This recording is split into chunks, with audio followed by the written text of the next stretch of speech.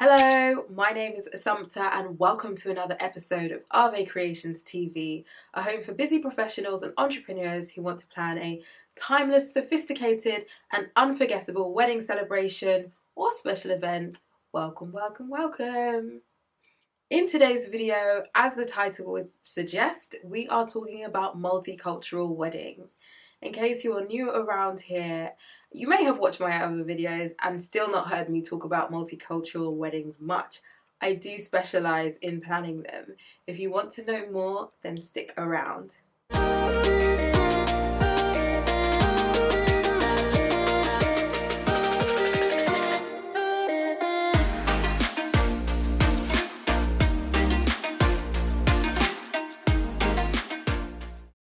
I'm about to share 10 things you should think about before planning your multicultural wedding. If you're wondering what that is, I do have another video that explains what a multicultural wedding is. I am going to share that either below or up here somewhere for you to be able to watch that first if you would like to. Anyway, on with the video. Congratulations on your engagement. I'm sure you're super excited, or even if you're somewhere down the line of your planning process, these things are still important for you to consider. So here we go. So first things first, after you've emerged from the happy haze of your engagement and you start thinking about actually planning your wedding, the first thing you want to do is get on the same page. Have a conversation. Think about the kind of feel that you want for your wedding, the type of wedding you would like to have, and make sure you are both on the same page before you continue with the process. The next thing that you want to do is educate each other. That probably sounds a little bit strange. You may or may not have had conversations about your various cultures and what a wedding within those cultures would entail during the course of your relationship. But oftentimes, people don't actually talk that in depth about it until they get to the stage of actually trying to plan a wedding. So, sit down or stand and have a conversation with one another. Let your partner know what actually happens in the weddings within your culture if you would like to include this in your wedding. If you don't know all the details of what happens in cultural weddings within your culture, then now's a good time to ask a family member or a friend of the same culture. Find out from them so that you can let your partner know, or just find out together. The next thing you want to do is choose your cultural must-haves. What are your non-negotiables? You want to know what you can or cannot live without. It'd be quite difficult to include every single nuance of both of your cultures into one wedding. Pick the things that are super important to you, and then you can try and fuse them together. I'm going to give you an example of one of my couples. Their heritage was Eritrean and Caribbean. They included a traditional Eritrean entrance, which involved them being drummed in by family members and people in the community. But also to give a nod to the bride's heritage, she was Caribbean, they had Caribbean cuisine, as well as Eritrean. But then they also had a Western DJ that played all sorts of music and an Eritrean DJ that played specific types of music. There were loads of ways in which they chose to fuse their two cultures into their wedding. The next thing you want to consider is to know the rules. As the Dalai Lama said, know the rules so you can break them effectively. And that is my advice to you. Know what is permissible in each of your cultures so that you can work out what you can and cannot do. For example, if both of you want a religious ceremony and you are from two different religions, does one of your religions allow you to marry outside of your religion while the other one says no to that? These are the things that you need to know so that you can accommodate the sort of wedding that you would love to have. To really bring that home for you, I'll use my own wedding as an example. I'm Christian, specifically Catholic in denomination, and my husband, his family are Romanian Orthodox. My whole family is Catholic, and we had to get permission to be able to get married in Catholic church because my husband is not Catholic.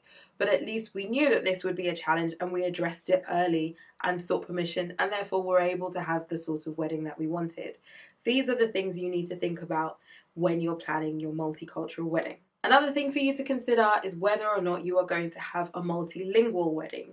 Again, using my wedding as an example, my husband is Romanian and I am British Nigerian.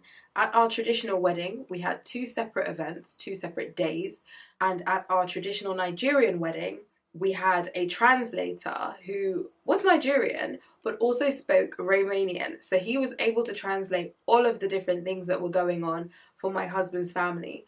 While some of them did speak English, if somebody was talking too fast, it wouldn't have been as easy for them to follow along. Little things like this and taking other people's language barriers into consideration really makes them feel part of the day.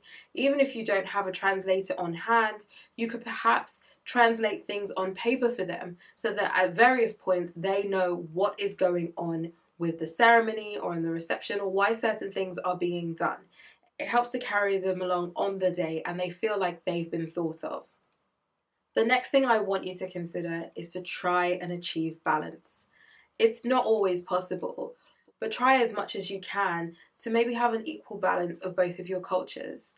Like I said, it's not always possible. Sometimes one party may not really be that attached to their culture while the other person is, and they're happy to do everything just within that one culture.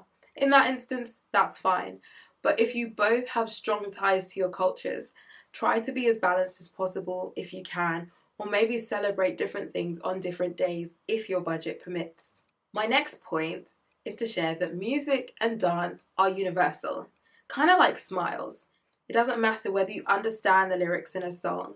If it's got a good beat, people are going to dance. So try to infuse music into your wedding as much as possible, unless you're one of those strange people in the world who doesn't like any music. They exist. Music is a great way to share your culture with your future family and your partner. With one of my couples, the bride was from Nigeria and the groom was from the Caribbean.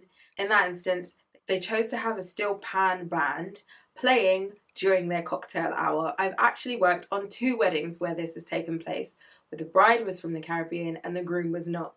And it worked out so well for both. And then during the reception, the DJ was able to play Afro beats as well as Western music and all sorts of different genres to accommodate everyone. Like I said, music is universal. So try as much as possible to incorporate that into your wedding and hire people that you know can set your dance floor on fire, because whether people speak the same language or not, when they're on the dance floor, all of that goes out of the window. The next thing I would suggest is to consider premarital counselling.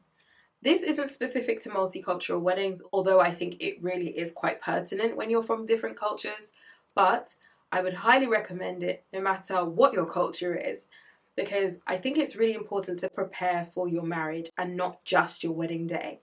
I say this quite frequently. Your wedding day or days are just a few days in hopefully a long lifetime of days together. So I really want you to be as prepared for your marriage as possible. As I said earlier, I'm Christian and Catholic Church required us to attend a marriage course before we could get married. And I think it was super useful, and I really think that most people should attend some sort of course before they get married. Not to say that it's reinventing the wheel, but it gives you a chance to set the foundation for your forthcoming marriage. And it doesn't have to be a religious thing. You could find a relationship counsellor to have these sessions with. As they say, prevention is better than a cure. So it's better to just go and start on a firm foundation than to have to go later down the line when certain things that could have been addressed before you got married haven't come to light. My next point is for you to set a clear budget. With multicultural weddings, they involve multi-day celebrations. My wedding did, a number of my couples' weddings involve more than one celebration on more than one day. With that said, costs can very quickly skyrocket, so you want to be mindful of this. Have the conversation early on. How much are you willing to spend? How much can you bring to the table as a couple? Will your parents and family and friends be contributing in any way? Know exactly how much money you have to play with before you plunge headfirst into the pool of wedding planning. And finally, my last thing for you to think about when planning your multicultural wedding is to be yourself. That might sound really weird given that, who else are you going to be? But oftentimes people try to fit into different molds of what they think their wedding should be.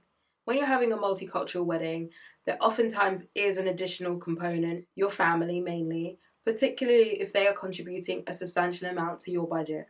There are certain things that you may have to do just to appease your family, but try as much as you can to still get things in that you really want to have. I hope that you found these thoughts helpful. This video is actually inspired by a blog post I wrote for Unique Rebel Union.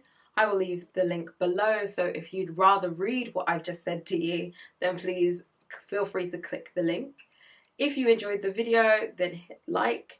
If you are new around here, or even if you aren't and you aren't subscribed yet, then please feel free to subscribe and to share this video with anyone that you think may enjoy it.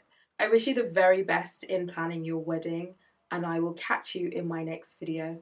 Bye.